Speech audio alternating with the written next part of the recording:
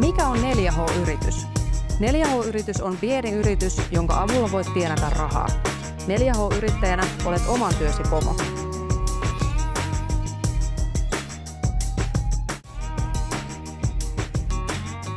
Voit esimerkiksi valmistaa ja myydä leivonnaisia,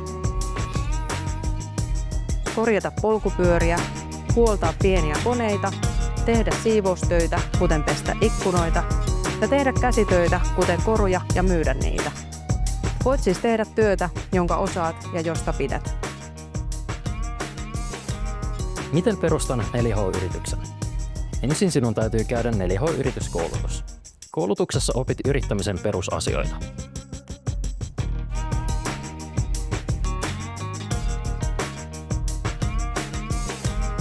Voit ilmoittautua koulutukseen Hämeenlinnan seudun 4H-yhdistyksen nettisivuilla. Koulutus on ilmainen.